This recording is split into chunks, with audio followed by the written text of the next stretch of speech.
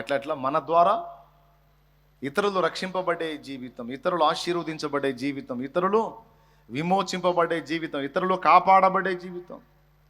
మనం సచ్చినా బతికినా 10 మంది చెప్పుకోవాలి మన గురించి. ఫలానా అయ్య పుణ్యం, యేసయ్య కృప, ఫలానా అయ్య మాకు ఈ సువార్త అందించాడు, మా దాకా ఈ వార్త తీసుకొచ్చాడు.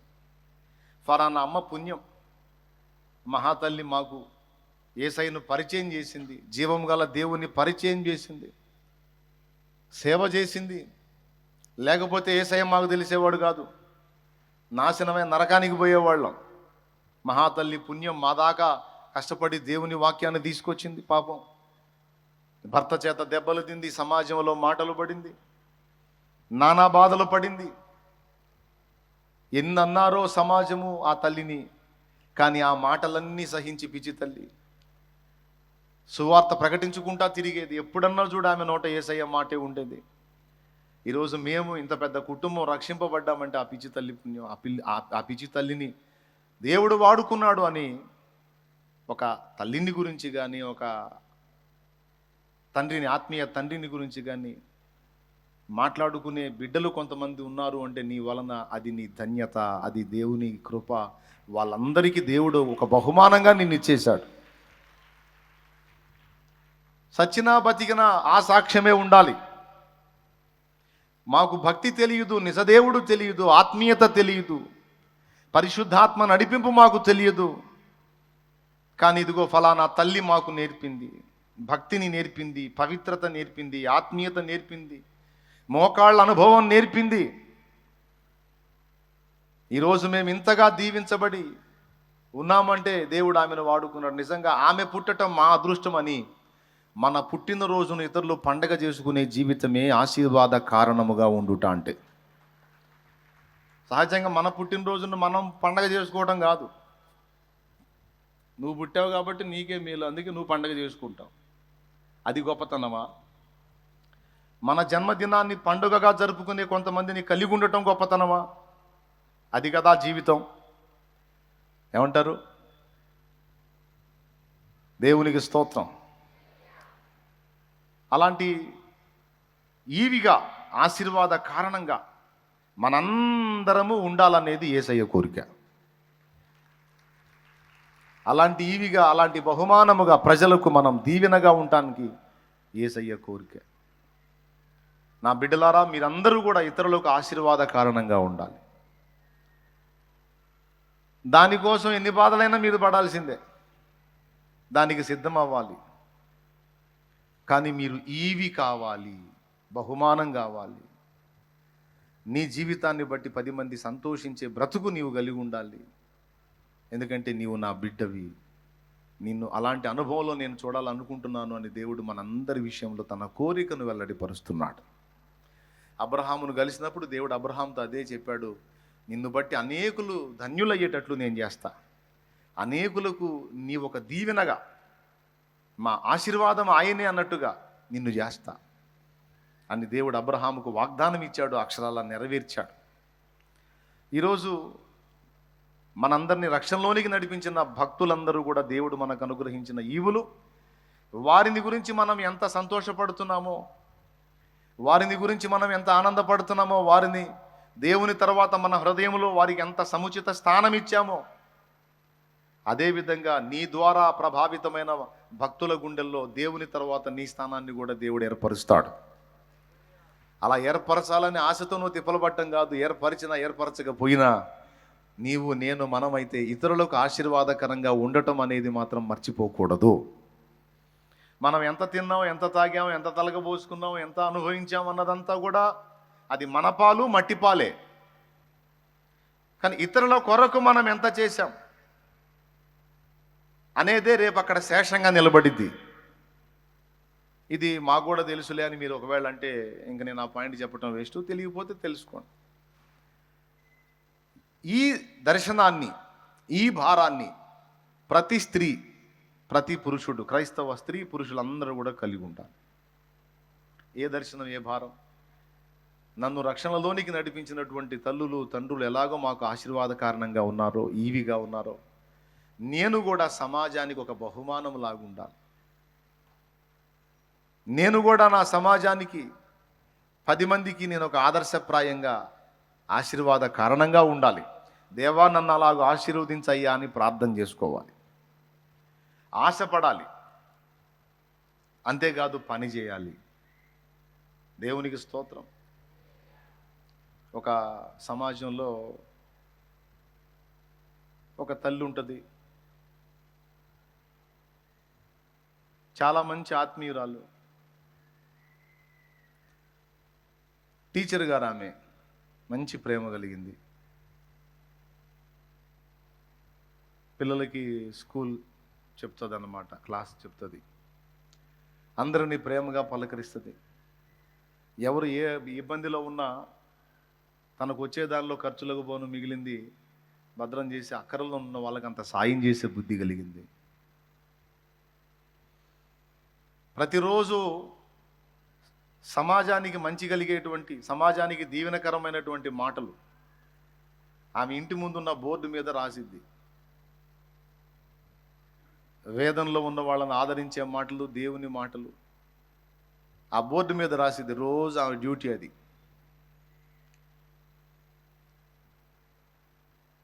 ఆ సమాజంలో ఆమె అందరికీ గుర్తు తెలిసిన మనిషి. ఓ రోజు ఆమె పర్సు పోయింది, ఎవడో కొట్టేశాడు, పోయింది. పోతే ఆ సమాజంలోనే పోయింది అది.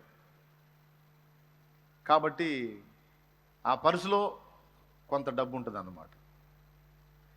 ఈమె ఆ బోర్డు మీద దేవుని మాటలతో పాటు, ఆదరణ వాక్కులతో పాటు కింద రాసిద్ది అన్నమాట, నిన్న నా పర్సు పోయింది, అందులో కొంత డబ్బు ఉంది,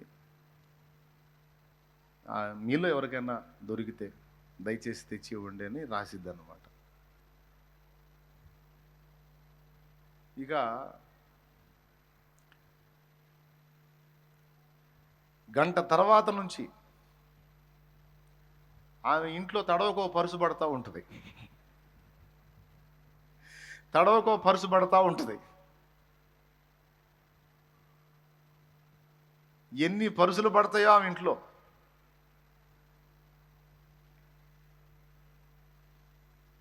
చివరికి ఏ పరిస్థితి వచ్చిందంటే ఆమె మళ్ళా బోర్డు మీద ఆ లెటర్స్ చెరిపేసి, నాది పరుసు పోయింది కానీ నాకు పరుసులు దొరికాయి, ఇక చాలు, నా పరుసు దొరికిందని రాసిద్ది మళ్ళీ. అంటే ఆ సమాజంలో ఆమెను ప్రేమించే వారందరూ కూడా ఒక పరుసు కొనటం, అందులో డబ్బులు పెట్టడం, వాళ్ళు ఎంత పెట్టాలనుకున్నారో అంత పెట్టడం, ఇంట్లో ఇసిరేయటం, నాకు దొరికిందని. ఆమె పరుసు కాదు అది. ఆమె రాసిద్దన్నమాట, నాకు పరుసు కాదు పరుసులు దొరికాయి, మీ ప్రేమకు వందనాలు, దయచేసి ఇంకా ఆపేయండి అని రాసింది. లేకపోతే పడతానే ఉంటాయి ఇంకా. ఎందుకంటే సమాజంలో అందరికీ ఆ విషయం తెలిసి అందరికీ అదే పనిలో ఉంటారు. అంటే దాన్ని బట్టి మీకు అర్థం అవ్వాలి, తనున్న సమాజంలో తన ప్రేమను బట్టి, తన వ్యవహారాన్ని బట్టి, తన మంచితనాన్ని బట్టి, తన త్యాగబుద్ధిని బట్టి సమాజంలో ప్రజలకు ఆశీర్వాద కారణంగా ఉన్నందున ఆమెకు ఒక సమస్య వస్తే అందరూ కూడా తమ పరుసుల్ని అలాగా ఇచ్చేశారన్నమాట. స్త్రీలకి పురుషులకి అందరికీ చెప్తున్నాను, అన్నిటికంటే ప్రేమ గొప్పది, అన్నిటికంటే ప్రేమ ఉత్తమమైంది, శ్రేష్టమైంది, దీవెనకరమైంది, సమాజాన్ని ప్రభావితం చేయగలిగిద్ది. మొదట ఓడినట్టుండినా ప్రేమ గెలిచిద్ది, ప్రేమకు ఓటమి లేదు. బానిసైనట్టు దాసుడు దాసురాలైనట్టు కనపడిద్ది కానీ బానిసల్ని దాసురాళ్ళని చేసుకుంటుంది ప్రేమ. సమస్తము కోల్పోయినట్టు కనపడిద్ది కానీ అన్నిటినీ సంపాదించుకుంటుంది ప్రేమ. సమాధి చేయబడినట్టు కనపడిద్ది కానీ సమాధి గుండెను చీల్చి తిరిగి పునరుద్ధానమే లేచిద్ది ప్రేమ. దేవునికి స్తోత్రం.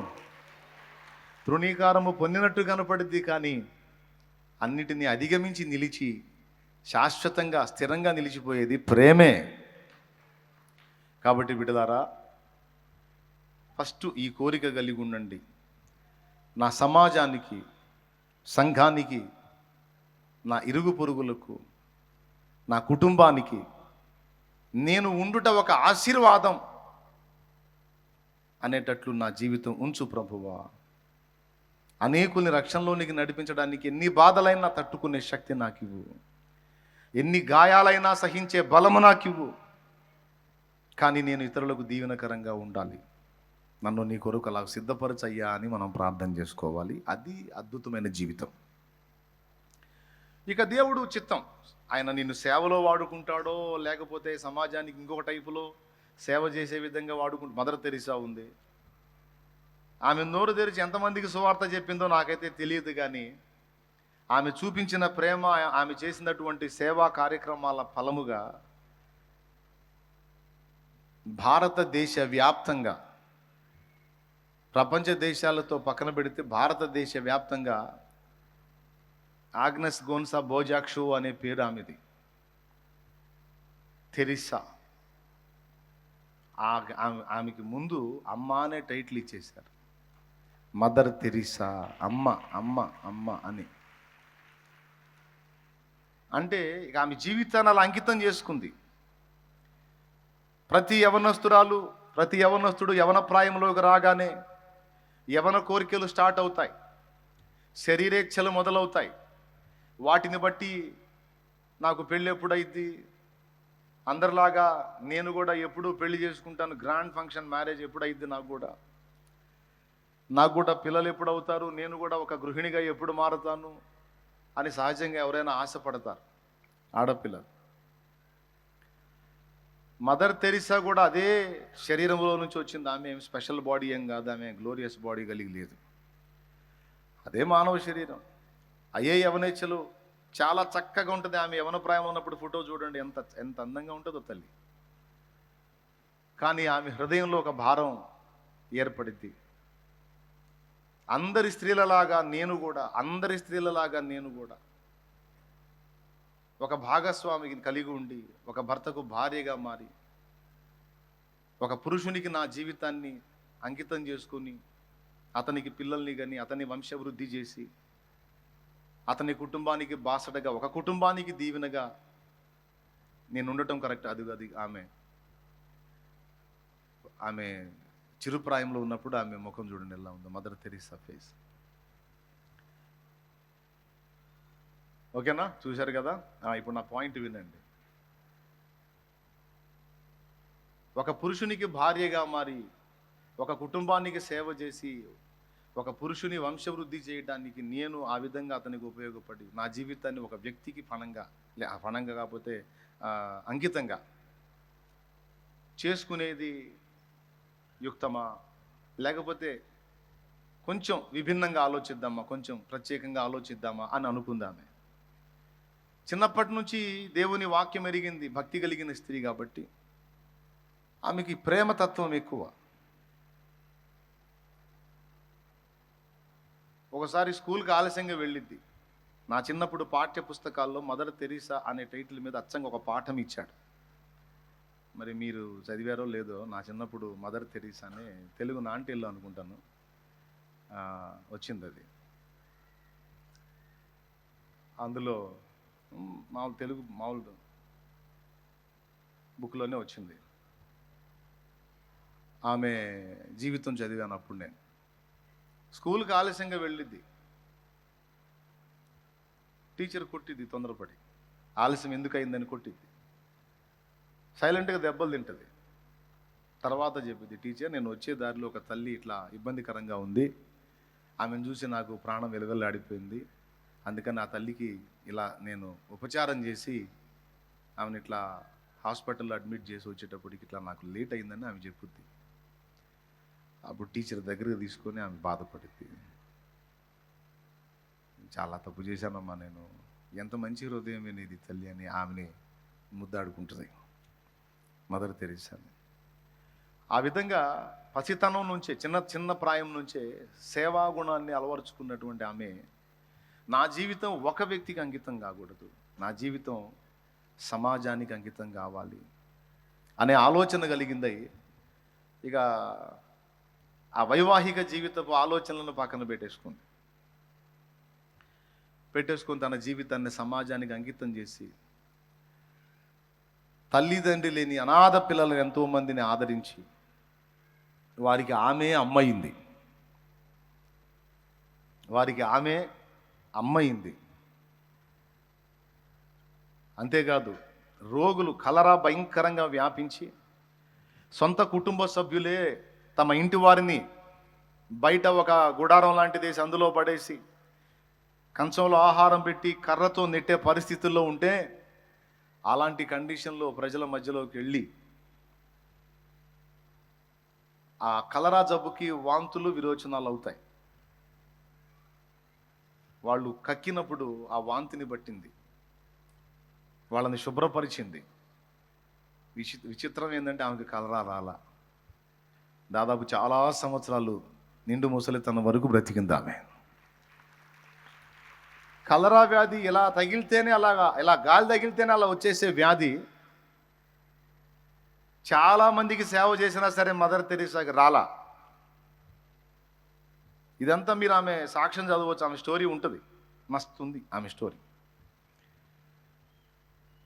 యవన ప్రాయములో సహజంగా కలిగేటువంటి ఇచ్చలు, కోరికలు, ఆలోచనలన్నిటినీ అధిగమించి చంపుకొని ఒక వ్యక్తికో ఒక కుటుంబానికో కాదు నా జీవితం సమాజానికి ఎంత అవకాశం ఉంటే అంత మేలుకరంగా, ఆశీర్వాద కారణంగా నా జీవితం ఉండాలి.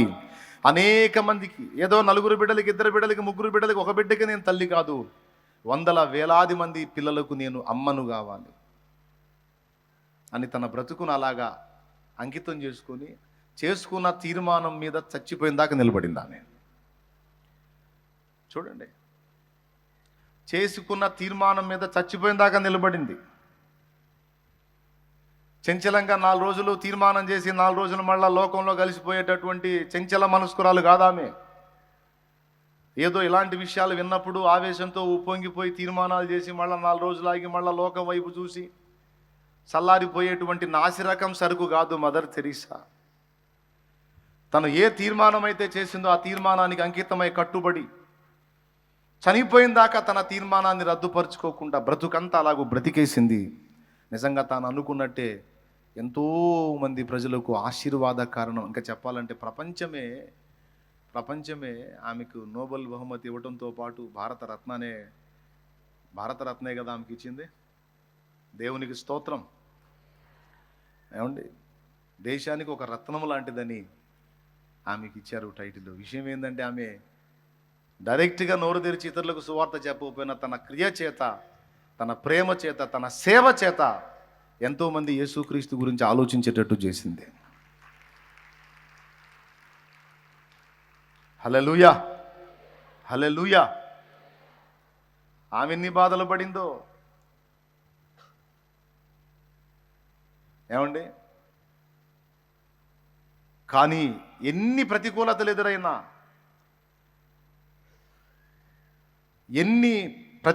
ఎదురైనా నా జన్మ సార్థకం కావాలి, నేను అనుకున్న విధంగానే నేను జీవించాలి అనే తీర్మానంలో అంతవరకు నిలబడిపోయింది. బిడలారా, ఒకప్పుడు మనకు తెలియదు అన్నా, మరి అట్లయితే మరి ఇప్పుడు మదర్ తెరీసా లాగా నేను బతకాలంటే కుదరదుగా, నాకు పెళ్ళి అయిపోయింది, పిల్లలు అయినారు, ఇప్పుడు మరి ఏం చేయాలి నేను? ఇప్పుడు మళ్ళా నేను మదర్ తెరీసా లాగా నేను ఒక నన్నులాగా మారాలంటే కష్టం అయిపోయింది కదంటే, డోంట్ టెన్షన్.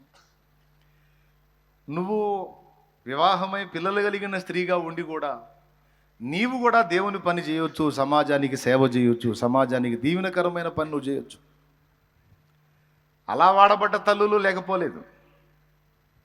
దేవునికి స్తోత్రం. దేవుడు నువ్వు అలాగా కంప్లీట్గా దేవుని కొరకు బ్రతకాలనుకుంటే ఆ విధంగా నేను వాడుకోగలడు. ఇప్పటికే నేను ముందు అడిగేసేసాను దేవా అంటే, ఓకే, ఇబ్బంది ఏం లేదు, నేను నిన్ను కూడా వాడుకుంటాను. నీకు సమర్పణ ఉంటే, నీ హృదయంలో అంకిత భావం ఉండి నేను ఇతరులకు ఆశీర్వాద కారణంగా ఉండాలనే ఆ ఆరాటం నీకుంటే నిన్ను కూడా నేను వాడుకుంటాను అని నా దేవుడు అంటాడు. నిజంగా వాడుకుంటాడు కూడా. అయితే మన హృదయంలో ఆరాటం ఉండాలి, పోరాటాలు తట్టుకునే శక్తి ఉండాలి. దేవునికి స్తోత్రం. అర్థమైందా? ఆరాటంతో పాటు జరిగే పోరాటంలో ఎదురయ్యేటువంటి ప్రతికూలతలను తట్టుకునే శక్తి కూడా ఉండాలి. దానికోసం కూడా దేవుణ్ణి అడగాలి. ఎంతమందికి అర్థమవుతుంది నేను చెప్పేది?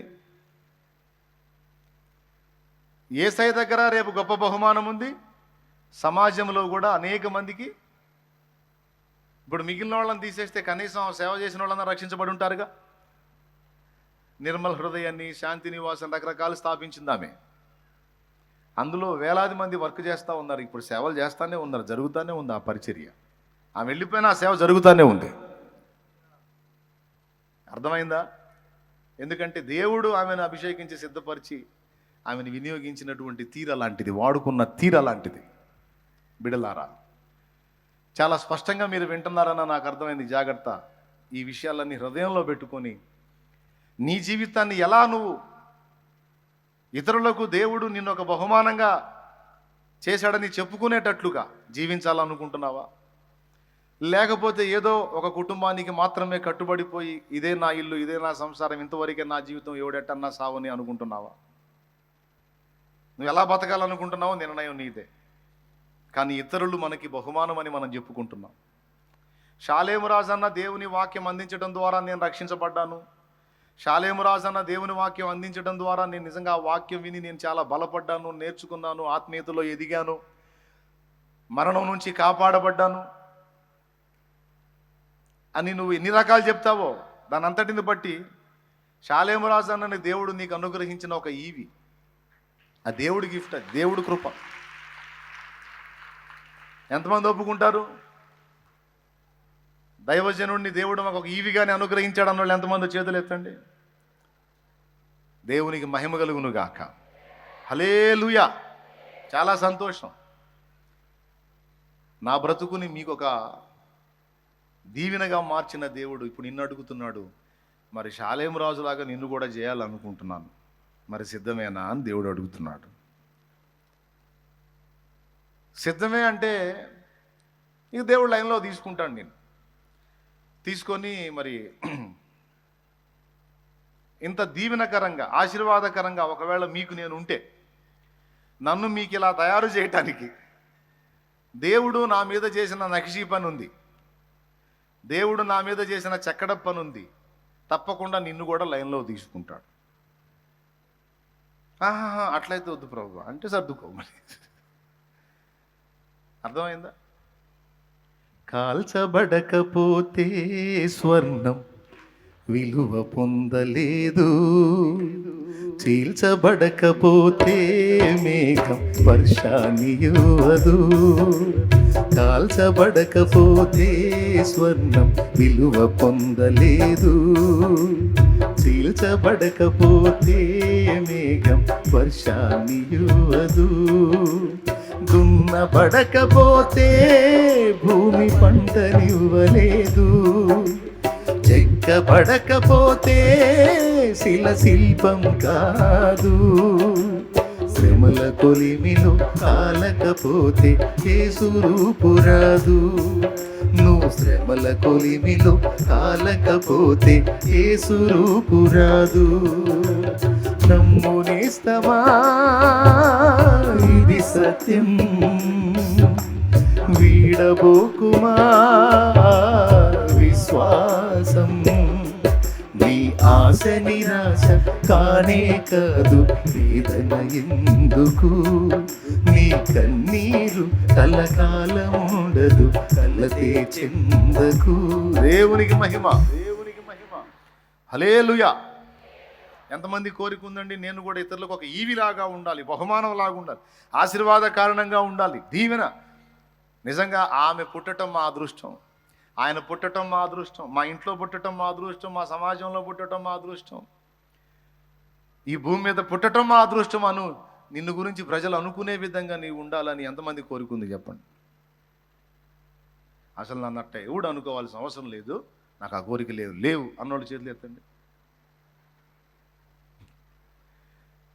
లేదన్నా, నా హృదయంలో ఉందన్నా, మరి సచ్చినా బతికిన అదే కదన్నా కావాల్సింది, 10 మందికి దీవెనకరమైన బ్రతికే కదన్నా, నాకుందన్న ఆ కోరిక అన్నోళ్ళు చేతులు ఎత్తండి. అందరినీ గమనిస్తున్నా నేను, ఎంతమంది చేతులు ఎత్తుతారా? అట్ట కదిలించండి, ఆ చేతులు అట్ట కదిలించండి. రైట్. అబ్రహామును అనేకులకు దీవెన కారణంగా చేయడానికి దేవుడు అబ్రహామునే ఒట్టికి వదిలిపెట్టలా, అన్ని విధములా పరిశోధించి, పరీక్షించి, సిద్ధపరిచి అలా వెలిగించాడు. ఇక బైబిల్లో ఆది కాండం నుంచి ప్రకటన గ్రంథం వరకు నువ్వు చూసుకో. ఇతరులకు దీవెనకరంగా దేవుడు మార్చిన పాత్రలన్నిటినీ ఒక రేంజ్లో దేవుడు సిద్ధపరిచాడు, ఒక రేంజ్లో తోమాడు, వెండిని పరిశోధించినట్టు పరిశోధించాడు, ఇబ్బంది కొలిమిలో పరీక్షించాడు, అనేక రకాల పోరాటాల నడుమ వారిని సిద్ధపరిచాడు. అర్థమైందా? ఎలారా అమ్మలారా? వాళ్ళు మెత్తగా స్పాంజ్ మీద మనం కూర్చున్నట్టు మెత్తగా, ఏమండి, పరుపు మీద మెత్తడి పరుపు మీద పొర్లు అన్నట్టు వాళ్ళ జీవితాలు లేవు. అర్థమైందా? ఎందుకు ప్రభువా నన్ను ఇంత శ్రమల కొలిమిలో పెట్టావని నువ్వు అడిగావనుకో, దేవుడు చెప్పే సమాధానం ఒకటే, నిన్ను ఇతరులకు దీవెనకరంగా చేయాలనుకుంటున్నాను, అందుకని నిన్ను కొంచెం స్పెషల్గా సిద్ధపరుస్తున్నాను అంటాడు. కొంతమందికి వినపడిద్ది, స్తోత్రం అంటారు, వినపడిన వాళ్ళేమో సణుక్కుంటూ ఉంటారు. ఏంది నా లోకంలో ఎవరికి లేని కష్టాలు నాకే వచ్చినాయి ఏంది ప్రభు అని సణుక్కుంటారు. అర్థమైన వాళ్ళు స్తోత్రం చెప్తారు, మంచిది నాయన నువ్వు చేయాలనుకున్నది జై ప్రభువా అని ఈ పాట పాడతారు. నీ చేతిలో రొట్టెను నేనయ్యా, వీరు యేసయ్యా,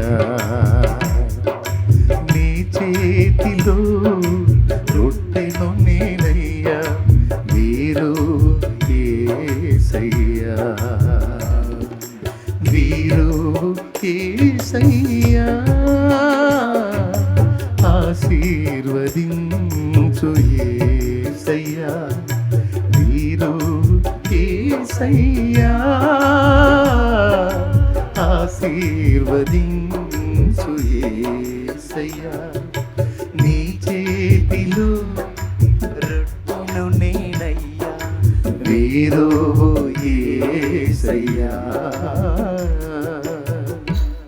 దేవునికి మహిమ, దేవునికి మహిమ అని అప్పచెప్పుకుంటావు, పాడుతావు. శాలేమన్నలాగా నేను కూడా ఇతరులకు దీవెనకరంగా ఉండాలనుకుంటున్నాను అన్నోళ్ళు ఎంతమంది అంటే అందరూ చేతులు ఎత్తారు. ముందు తరపు భక్తుల్లాగా, ప్రస్తుతం ఉన్న భక్తుల్లాగా అనేకులకు దీవెనకరంగా ఉండాలని ఎంతమందికి ఆశ ఉంది అంటే అందరూ చేతులు ఎత్తారు.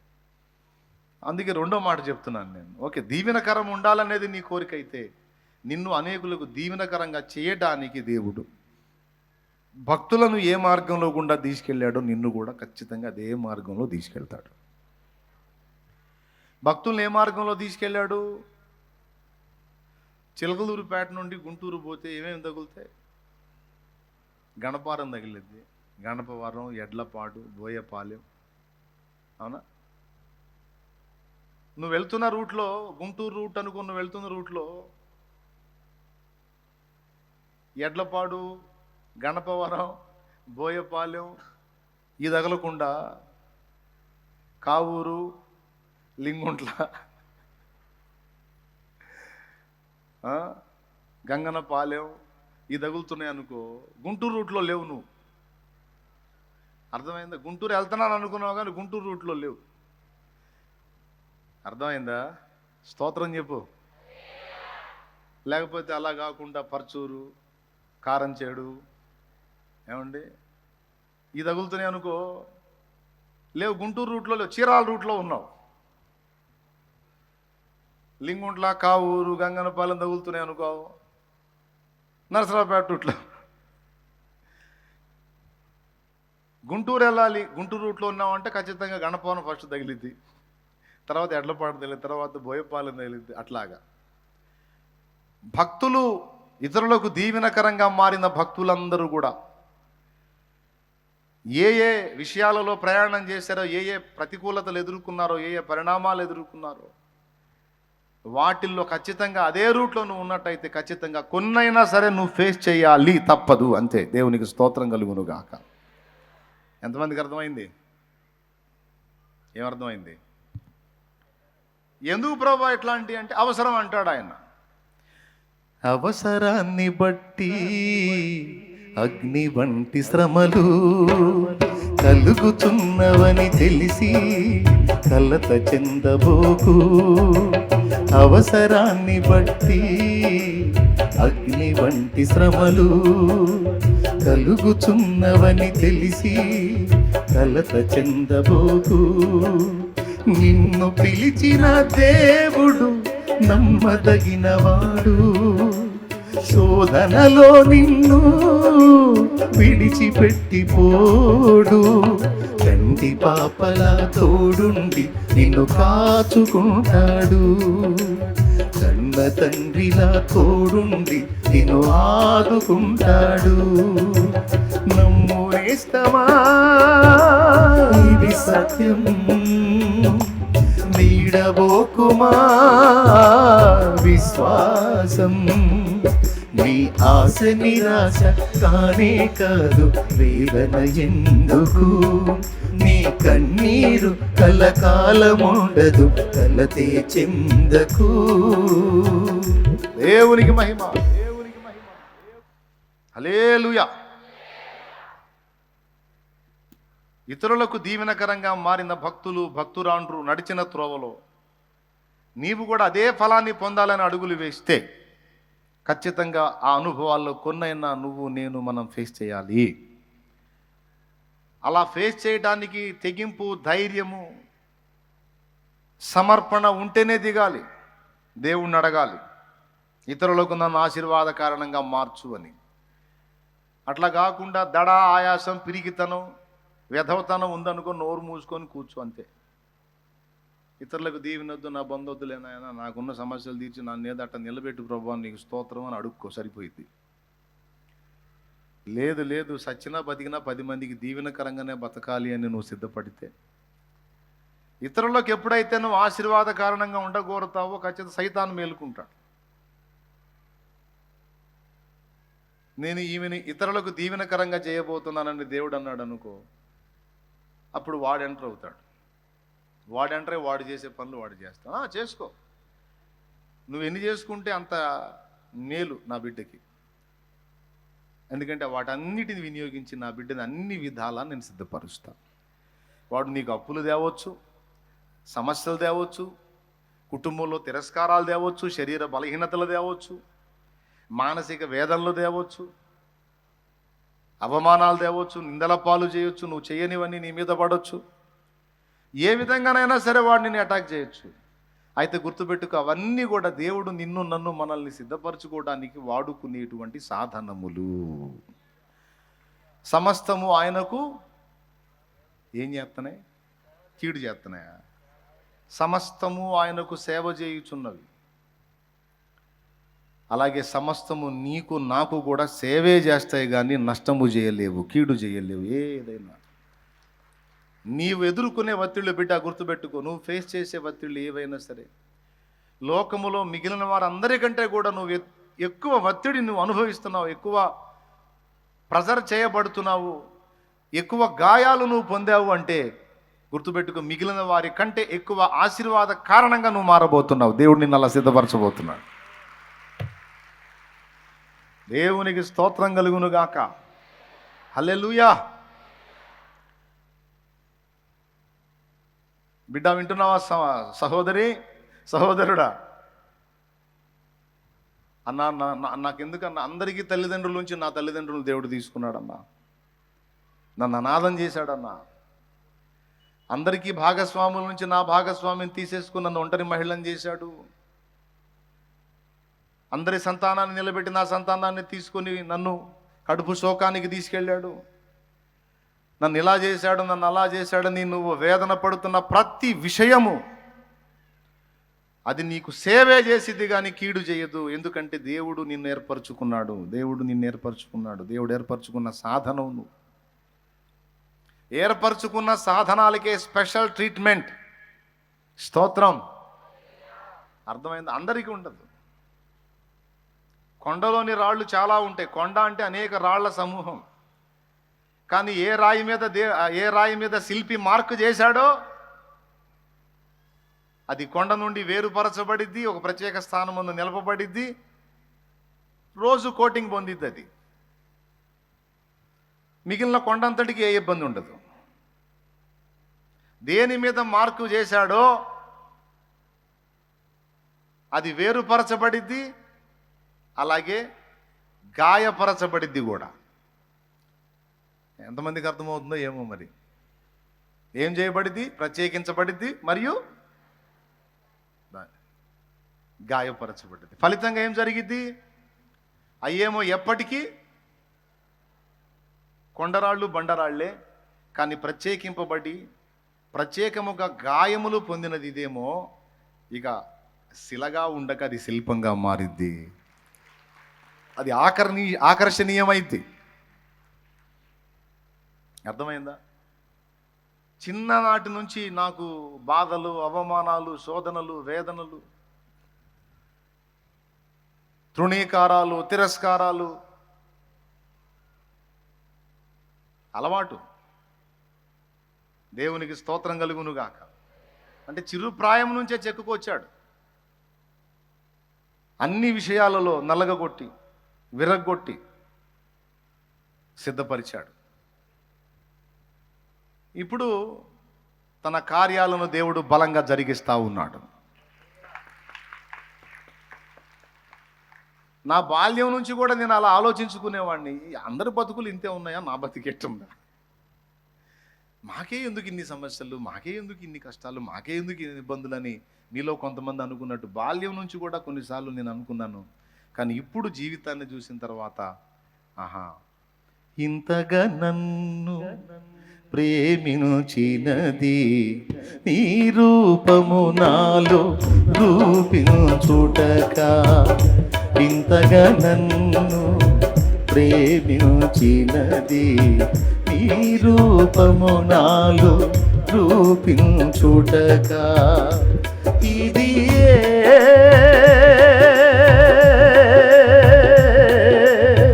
నా ఎడ నీకున్న నిత్య సంకల్పమా, నా ఎడ నీకున్న నిత్య సంకల్పమా, ఇంతగా నన్ను ప్రేమించినది నీ రూపము నాలో రూపించుటగా, శ్రమలలో సిలువలో నీ రూపు నలిగినదా, శ్రమలలో సిలువలో నీ రూపు నలిగినదా, శిలనైనా నన్ను నీ వలె మార్చుటగా, శిలనైనా నన్ను నీ వలె మార్చుటగా, శిల్పకారుడా నా యేసయ్యా, మలచుచుంటివా నీ పోలికగా, శిల్పకారుడా నా యేసయ్యా, మలచుచుంటివా నీ పోలికగా, ఇది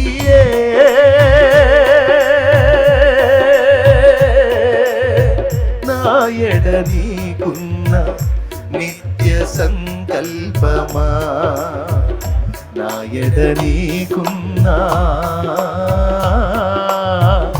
నిత్య సంకల్పమా. దేవునికి మహిమ. సంకల్పాన్ని నీ ఎడల నా ఎడల కలిగి ఉన్నాడు కాబట్టి మనల్ని ప్రత్యేకపరుచుకున్నాడు, ప్రత్యేకముగా నిర్మించుకుంటున్నాడు. ఎందుకు నిర్మిస్తున్నాడు అంటే నువ్వు కోరావు కదా, ఇతరులకు నన్ను దీవెనకరంగా ఒక ఈవిగా, ఒక బహుమానంగా నన్ను చేయని అడిగావు కదా, అందుకు దేవుడు నీ మీద ఆయన పని మొదలు పెట్టాడు. సహోదరుడా, నువ్వు కృంగిపోవాల్సిన అవసరం లేదు. సహోదరి, నువ్వు కృంగిపోవాల్సిన అవసరం లేదు. ప్రస్తుతం నువ్వు ఒకవేళ శ్రమ కొలిమిలో కాలుతుండొచ్చు, ప్రస్తుతం ఇబ్బంది కొలిమిలో నలిగిపోతుండొచ్చు, కానీ గుర్తుపెట్టుకో, దీనంతటి ముగింపు, దీని ఫలింపు ఏంటో తెలుసా? నువ్వు శ్రేష్టమైన ఈవిగా మారబోతున్నావు. నువ్వు శ్రేష్టమైన ఈవిగా మారబోతున్నావు. ఇది జరిగి తీరిద్దంతే, దాన్ని ఎవ్వడు ఆపలేడు. ఎందుకంటే ఇలాగూ చేయడానికి పూనుకుంది దేవుడు.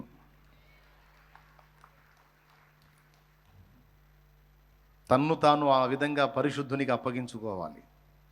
సిద్ధ మనసు కలిగి, సిద్ధపరచబడిన గుండె కలిగి. ఎఫ్రాయిము పిరికి గుండె గల గువ్వాయను అన్నట్టు ఉండకూడదు. అర్థమైందా? ఎఫ్రాయిము పిరికి గుండె గల గువ్వాయను అన్నట్టు ఉండకూడదు.